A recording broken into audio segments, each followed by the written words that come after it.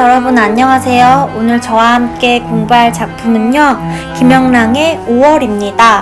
자, 김영랑이라는 시인에 대해서는 제가 이미 그 전에 강의를 했기 때문에 김영랑의 다른 작품들을 찾아보실 분은 제 강의에서 검색을 해주시면 될 것 같고요. 오늘은 김영랑 작가에 대한 설명과 5월의 시를 강의하도록 하겠습니다. 우선 김영랑 작가는요, 1903년에 강진에서 태어났습니다. 이 강진은 전남에 있고요.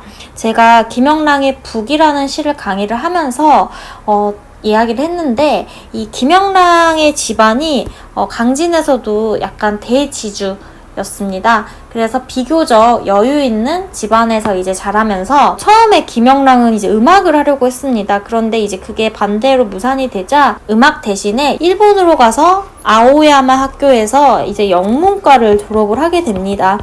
그래서 돌아와서 영어 선생님으로 일하다가 독립운동을 열심히 또 하였습니다. 그래서 이 김영랑이라는 이 작가의 생애를 보면요, 시에서 볼 때랑 또 역사적으로 볼 때랑은 좀 다른 것 같아요. 김영랑의 시를 보면요, 이 김영랑이 시문학파의 동인이었습니다. 정지용과 박용철, 그 다음에 김영랑은 시문학이라는 동인지를 이제 내서 순수 문학 운동을 했는데요. 이런 것만 보면 굉장히 서정적인 그런 시에 집중했을 것 같지만, 태극기를 제작해서 독립운동을까지 막 준비하고 계획해서 딱 하려고 했는데 강진 경찰서에 발각이 되어서 이 징역형을 선고받기도 하고요. 일본에서도 우리가 박열이라는 영화가 있는데, 이 박열이 아나키스트입니다. 무정부주의자인데 이 박열이랑도 교류를 했다고 합니다. 또 특이한 건 뭐냐면요, 해방 이후에는요,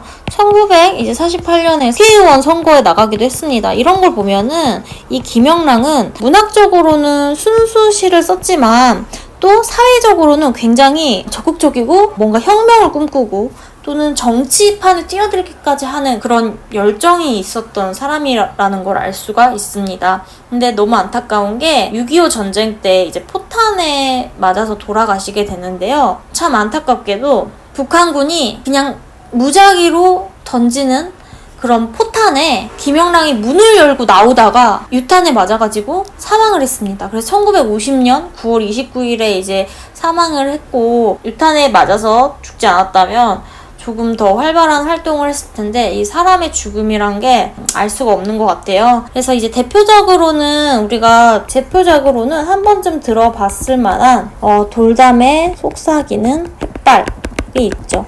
김영랑은 동시도 많이 썼기 때문에 이 시는 굉장히 쉬운 시로 알 수가 있고요. 또 제가 강의한 모라니 피기까지는 이거는 굉장히 중요하게 다루는 작품이고요. 그 다음에 내 마음 아실리, 이렇게 시의 제목만 봐서 또 느낄 수 있는 게 굉장히 서정적이고 순수한 시를 많이 썼습니다. 그 다음에 이제 이런 김영랑도 일제의 폭압이 심해지자 독을 차고라는 강렬한 저항 의지를 나타내는 시를 쓰기도 했습니다. 제가 이 독을 차고도 강의를 했기 때문에 한번 봐주시기 바랍니다. 이제 5월에 대한 시의 설명을 하겠습니다. 제목 자체에서 이미 계절감을 나타냅니다. 5월은 바로 봄이잖아요. 그리고 봄은 저랑 같이 수업을 많이 해본 사람들은 알겠지만 어떤 생명력, 그리고 김영랑은 보통 자연을 많이 배경 소재로 썼습니다. 그래서 굉장히 향토적이고 자연적인 소재들이 많이 이 시에서 등장을 합니다. 자, 그러면 김영랑의 5월을 한번 같이 보도록 하죠. 길은 마을에 들자 붉어지고 마을 골목은 들로 내려서자 푸르러진다 라고 나옵니다. 자, 여기서 보면요, 이 화자가 뭐를 보고 있어요? 들길과 마을 골목을 보고 있죠. 자, 그랬을 때 이 소재 자체가 바로 향토적인 것입니다. 붉어지고라는 말을 들었을 때 우리의 머릿속에는 자연스럽게 붉은색의 색채 이미지를 떠올리게 됩니다. 그래서 이건 색채여고요. 시각적 심상이라고 볼 수가 있습니다. 마을 골목은 들로서자 푸르러진다 라고 얘기하고 있죠. 이것도 역시 색채하고 시각적 심상인데요. 여기서 잘 봐야 될 게 붉은색과 푸른색은 어떻게 되죠? 대비가 됩니다. 강렬하게 이제 대조되는 색깔이기 때문에 여기서는 뭐라고 하냐면요, 색채 대비가 일어난다 라고 볼 수가 있습니다. 그래서 뭔가 붉고 푸른 그런 다양한 색채의 이미지를 볼 수 있기 때문에 이 시는 회화성이 잘 드러난 시다 이렇게도 봅니다. 그 다음에 뭐라고 얘기를 하냐면요. 바람은 넘실. 자, 바람이 막 살랑살랑 부는 거예요. 천리랑 만리랑이라고 이랑이라는 단어가 반복이 되고 있죠. 이렇게 반복이 되면요. 그 모습을 강조하고 또 운율감을 형성을 합니다. 김영랑의 시는요, 굉장히 운율감이 잘 삽니다. 그리고 언어의 조탁이 잘 이루어졌습니다. 언어의 조탁이라는 건 언어를 섬세하게 갈고 닦는다는 얘기예요. 시문학파의 특징이죠. 그래서 여기서도 바람은 넘실, 천이랑 만이랑, 그 다음에 뭐라고 나와요? 이랑, 이랑 이렇게 반복이 됩니다. 그래서 운율감이 굉장히 잘 나타나고 햇빛이 갈라지고 라고 얘기를 합니다. 그래서 바람으로 햇빛의 대상이 이렇게 되어 있는 거죠. 그래서 우리가 여기서도 볼 수 있는 게 들길, 마을, 그 다음에 들, 그 다음에 바람, 그 다음에 햇빛 이런 식으로 뭐가 시선이 이동하고 있습니다. 근데 이 시선의 이동이 어떻게 소재를 따라서 이동을 하는데요. 이 시가 이제 마무리될 때까지 계속 화자의 시선이 이동하거든요. 이동하는 대상 자체도 우리가 잘 봐야 합니다. 그래서 이 이랑이라는 거는 우리가 밭이랑으로 많이 얘기를 하죠. 갈아놓은 밭에 한 두둑과 한 고랑을 아울러 이르는 말인데요. 밭이 이렇게 있으면은 여기 가장자리를 얘기를 합니다. 이 가장자리를 통해 사람이 이제 걸어 다닐 수 있는데, 그래서 굉장히 이제 향토적인 그런 느낌이 물씬 나고 있다 이렇게 볼 수 있습니다. 이랑이랑에 올라가자 뭐가 보여요? 보리도 허리통이 부끄럽게 드러났다라고 해서 또 뭐를 보고 있어요? 보리를 보고 있습니다. 근데 이 보리가 허리통이 부끄럽게 드러났대요. 자, 보리를 어떻게 사람처럼 위인화했구나. 그 다음에 여기서는요, 정말로 나쁘끄럽고 안 좋은 의미가 아니라 약간의 관능적인 이미지라고 생각을 하면 됩니다. 자, 그 다음에 뭐가 나오냐면요, 꾀꼬리가 나옵니다. 꾀꼬리는 여태 혼자 날아볼 줄 모르나니 라는 말이 나오는데요. 자, 또 꾀꼬리로 대상이 이동이 했는데 이 꾀꼬리가 혼자 날아볼 줄 모른다니 이게 무슨 말이지? 라고 생각을 할 거예요. 이 꾀꼬리의 상징적인 의미에 대해서 여기서는 알아야 될 게 있는데요. 우리가 상고시대의 가요 중에 황조가라고 있습니다. 바로 유리왕이 지은 황조가인데요. 유리왕이 사랑하는 여인을 붙잡으러 갔다가 붙잡지 못하고 혼자 돌아오는데 암수 서로 정다운 꾀꼬리를 보고 외로움을 느낍니다. 그래서 꾀꼬리는요, 문학적인 거나 상징적인 거나 암수가 서로 굉장히 다정한 그런 것입니다. 그래서 혼자 날아볼 줄 모른다고 이렇게 표현을 하고 있습니다. 그래서 5월을 공부하다 보면 이 황조가랑 같이 엮어서 문제를 물어보기도 합니다. 이런 부분을 좀 확인을 해주셔야 됩니다.